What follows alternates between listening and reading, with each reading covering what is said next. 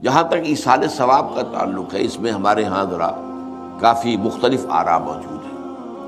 مجھے اس رائے سے اتفاق ہے کہ مالی اگر کوئی عبادت ہے، اس کا ثواب آپ اپنے کسی فوت شدہ بزرگ کو منتقل کر سکتے ہیں۔ مطلب آپ نے کسی بیوہ کی کوئی مدد کی ہے، کسی یتیم کی کوئی مدد کی ہے، کسی دینی کام میں پیسہ لگایا ہے، کوئی صدقہ جاریہ شروع کیا ہے خدمت خلق کے لیے وغیرہ وغیرہ، اس کی تو جو ہے اس کے ثواب کو منتقل کیا جا سکتا ہے کہ اللہ اس کا ثواب میرے والد یا میری والدہ کے منہ پر پہنچا دے۔ جسمانی نہیں، آپ نماز پڑھ کے کہیں اس کا ثواب، یا روزہ رکھ کر کہیں کہ اس کا ثواب، یا یہ کہ آپ قرآن پڑھ کر کہیں، یہ آپ ہی کو ثواب ہوگا، آپ خود پڑھیں گے آپ کو ثواب ہوگا۔ البتہ ایسے تمام افعال کے بعد جب آپ اللہ سے دعا کریں گے، یہ نہیں کہیں گے کہ میرے اس فعل کا ثواب منتقل کر دے، اے اللہ میرے والدین کی مغفرت فرما، تو یہ کوئی نیک کام کرنے کے بعد جو ہے اس دعا کی تاثیر جو ہے وہ بڑھ جاتی ہے۔ بس اس پہلو میں انڈائریکٹلی اس کا ایک تعلق بن جائے گا، ورنہ یہ کہ وہ اس طریقے سے بچوں کو بلانا اور پڑھانا اور یہ جو ہے سوئم میں کرنا اور قرآن خوانی کی محفلیں، یہ سب بدعات ہیں، اور یہ در حقیقت دین میں اضافے ہیں، اور ان کی کوئی حقیقت نہیں ہے۔ دیکھیے، انسانی زندگی کے یہ 3 دور ہیں: حیات دنیاوی جو ہماری پیدائش سے شروع ہو کر اور ہماری موت پر ختم ہو جاتی ہے، پھر حیات برزخی موت سے لے کر قیامت کے دن تک، اور پھر حیات اخروی ہے قیامت میں ریزریکشن کے بعد سے وہ زندگی جو ہے جو جنت یا دوزخ کی ہے۔ اس میں ان دونوں زندگیوں کے بارے میں تفصیل سے کوئی بات کرنا بالکل غلط ہے، اور اس سے فتنے پیدا ہوتے ہیں۔ ظاہر بات ہے کہ قبر، جسم تو قبر میں رہتا ہے، اس میں تو کوئی شک ہی نہیں ہے۔ روح کہاں جاتی ہے؟ کیا وہ بھی قبر ہی میں رہتی ہے یا کہیں اور چلی جاتی ہے؟ قرآن مجید میں سجین اور اعلیٰ علیین کا ذکر موجود ہے، لیکن یہ تمام چیزیں متشابہات میں سے ہیں۔ یہ تمام چیزیں قرآن مجید میں سورہ آل عمران کے شروع میں بیان کیا گیا ہے کہ ہم نے یہ کتاب اتاری ہے، اس میں کچھ آیات محکمات ہیں، کچھ متشابہات ہیں۔ وہ متشابہات کا ایگزیکٹ مفہوم جاننا اس وقت ہمارے لیے ممکن نہیں ہے۔ یہ تو جب اس عالم میں ہم پہنچیں گے تو معلوم ہوگا کہ ہاں یہ بات تھی کہ جو قرآن مجید میں اس طور سے کہی گئی تھی۔ لیکن یہ کہ اس وقت جو ہے جتنا کچھ ہمیں حدیث صحیح میں مل جائے یا قرآن میں مل جائے، اس عالم برزخ میں بھی یہ تو ہوتا ہے کہ جو نیک لوگ ہیں انہیں کچھ نہ کچھ جو ہے اثرات اچھے ان پر پڑتے رہتے ہیں، ان کی ارواح پر کہہ لیجئے، اور کچھ جو برے ہیں ان کے اوپر جو آخری انجام ہونا ہے اس کی کچھ ریفلیکشن ہوتی رہتی ہے، جس کو حدیث میں کہا گیا ہے کہ ہر قبر جو ہے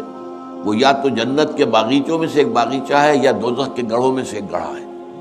یا کہیں کہہ دیا جاتا ہے کہ کھڑکی کھول دی جاتی ہے اس میں، یا جنت کی طرف سے ٹھنڈی ہوائیں آئیں، خوشبوئیں آئیں،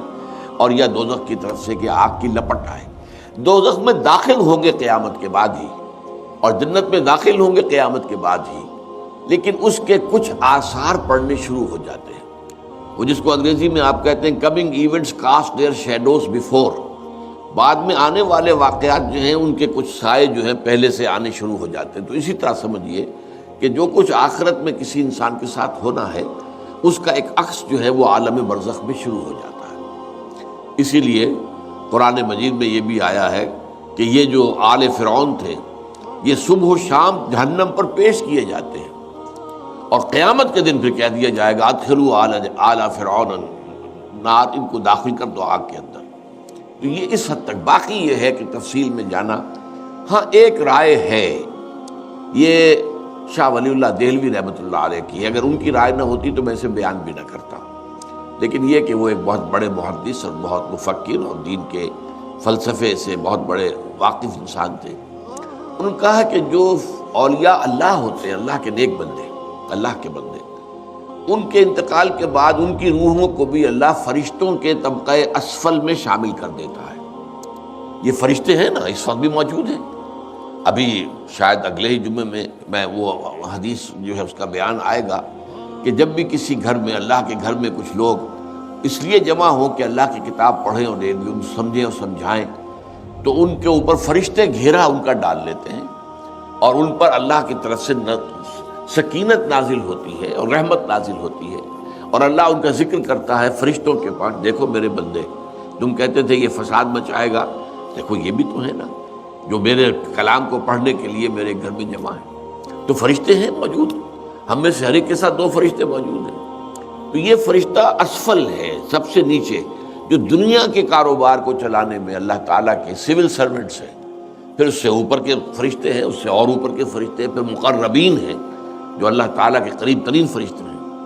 لیکن یہ کہ ملائکہ کے طبقہ اسفل میں شامل کر لیتے ہیں تاکہ جو کام اللہ تعالیٰ ملائکہ سے لیتا ہے وہ ان سے بھی لینے شروع کر دیتا ہے۔ لیکن ہمیں یہ اجازت نہیں ہے کہ ہم فرشتوں کو پکار کر کہیں کہ اے فرشتے، اے جبریل، اے میکائیل، یا فلاں، اے منکر، جو یا میرے جو ہے کرامن کاتبین، میرا یہ کام کر دو۔ نہیں، یہ شرک ہو جائے گا۔ اسی طرح ہو سکتا ہے کہ انبیاء کی ارواح جو ہے وہ بھی اللہ تعالیٰ نے شامل کی ہوئی اس لشکر کے اندر، وہ کام کر رہے ہوں اور وہ اللہ تعالیٰ کے حکم سے مختلف معاملات جو ایگزیکیوٹ کرتے ہوں، لیکن ہم کسی کو پکار نہیں سکتے۔ بس یہ اگر آ گیا میدان تو یہ پھر جو ہے شرک شروع ہو جائے۔